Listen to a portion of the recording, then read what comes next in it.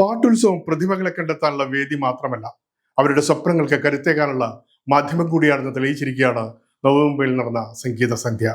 ബാലഗായകൻ സ്വരൂപിന്റെ പ്രതിഭയെ ആദരിക്കുന്നതിനോടൊപ്പം വിദ്യാഭ്യാസത്തിനും ഭാവിക്കും കൈത്താങ്ങായി മാറുകയായിരുന്നു സന്നദ്ധ സംഘടനയായ കെയർ ഫോർ മുംബൈ.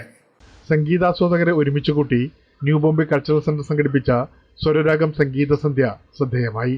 കോപ്പർക്കർണയിലെ NBCC ഹാളിൽ നടന്ന പരിപാടിയിൽ പ്രശസ്ത സംഗീതജ്ഞരും യുവ പ്രതിഭകളും അണിനിരുന്നപ്പോൾ നിറഞ്ഞ സദസ്സിന് സംഗീതത്തിന്റെ മനോഹര വിരുന്നായി.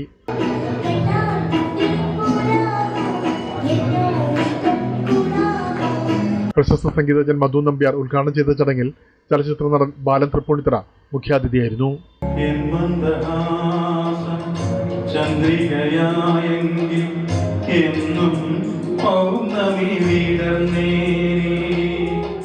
എന്നാൽ ആ സംഗീത സായാഹ്നത്തിന്റെ ഹൃദയം കീഴടക്കിയത് 14-കാരനായ സ്വരൂപ് രമേശ് നായർ ആലപിച്ച ഗാനങ്ങളായിരുന്നു.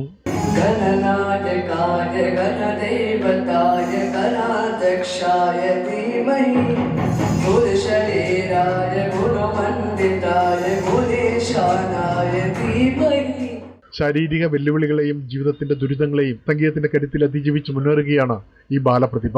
പിതാവിന്റെ അകാല വിയോഗവും ജീവിത പ്രതിസന്ധികളും തളർത്താതെ അമ്മയുടെ കരുതലും സ്വന്തം ആത്മവിശ്വാസവും മാത്രം കൈമുതലാക്കി സ്വപ്നങ്ങളിലേക്ക് നടന്നു കയറുന്ന സ്വരൂപിന്റെ കഥ പലരുടെയും കണ്ണുകൾ നനയിച്ചു.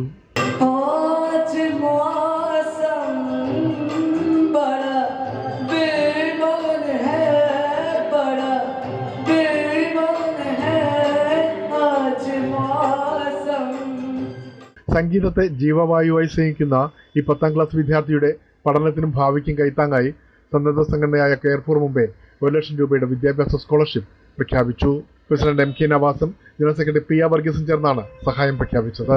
സ്വരൂപിന് നമുക്കെല്ലാം അറിയപ്പെട്ട ഉറുവിയിലെ സമാജത്തിന്റെ കലാവിഭാഗം കൺവീനറായിരുന്ന സെക്രട്ടറി ആയിരുന്ന പ്രിയപ്പെട്ട പണ്ഡിതനായ CK രമേശിന്റെ മകനാണ്. CK രമേശ് വർഷങ്ങൾക്ക് മുമ്പും വിവിധ കലാപ്രവർത്തനങ്ങൾ അദ്ദേഹം എത്ര ആത്മാർത്ഥമായി ഇടപെട്ടിരുന്നെന്ന് നമുക്ക് എല്ലാവർക്കും അറിയാവുന്നതാണ്.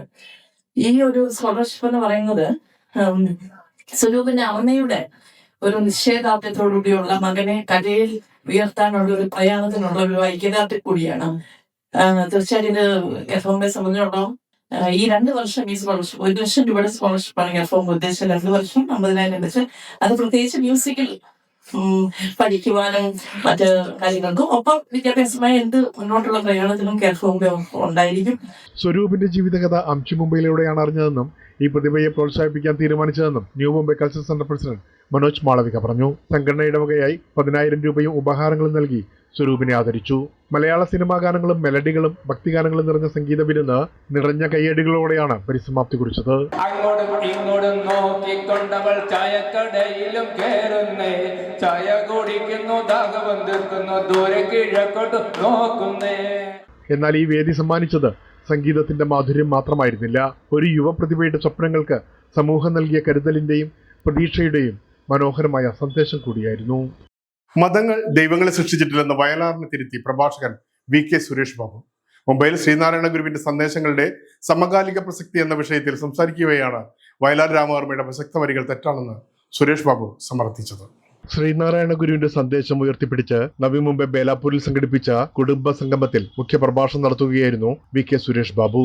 ശ്രീനാരായണ ദർശനം കേവലം പ്രാർത്ഥിക്കുവാൻ വേണ്ടിയിട്ടുള്ളതല്ല, അത് കേവലം പഠിക്കുവാൻ വേണ്ടി മാത്രമുള്ളതല്ല, അത് പ്രയോഗത്തിൽ വരുത്തുവാനും പ്രചരിപ്പിക്കുവാനുള്ള ദർശനമാണ്.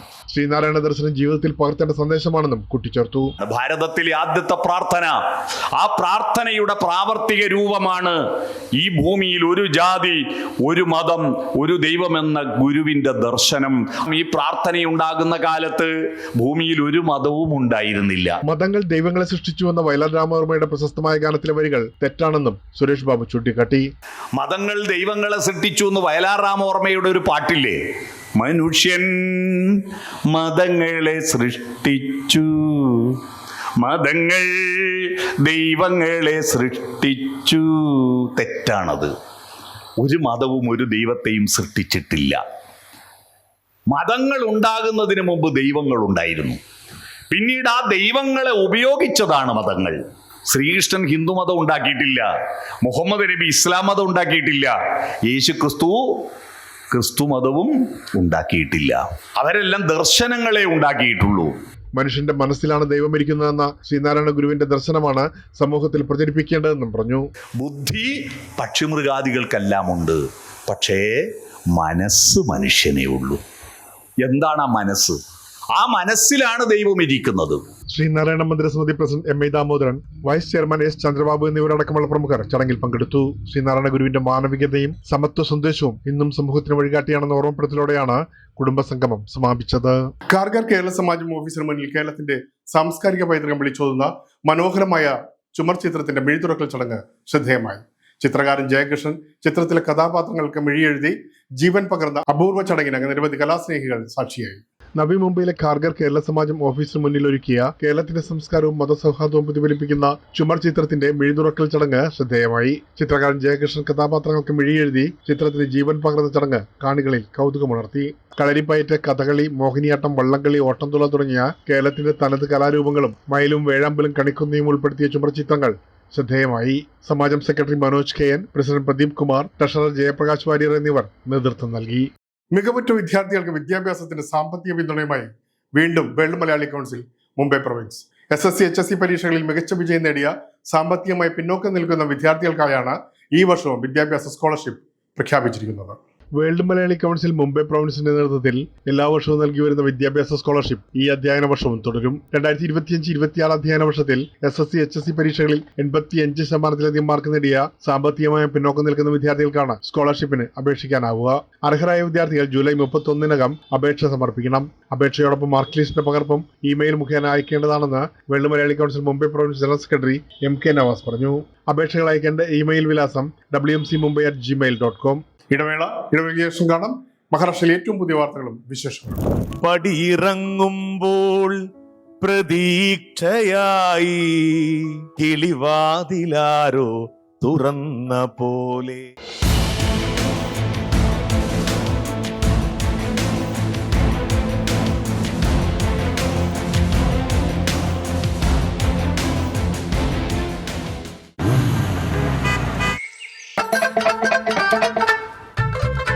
എല്ലാവർക്കും വന്നു ഡാൻഡ്രഫ്, എന്തു ചെയ്യും ചേട്ടാ?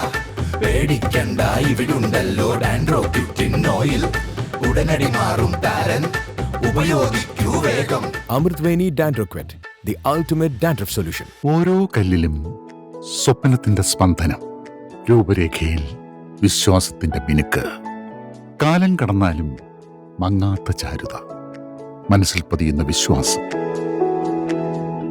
Azure Builders, building beyond blue. Opportunities are everywhere, yet for many, the right opportunity can feel just out of reach. In a rapidly changing world, success depends on the right skill, the right guidance, and the right connections. That's where Seagull International makes the difference. For decades, we have been connecting talent with opportunity through professional training and global placement solutions. Seagull International continues to open doors to a brighter future. Seagull International, empowering dreams, building futures, connecting India to the world.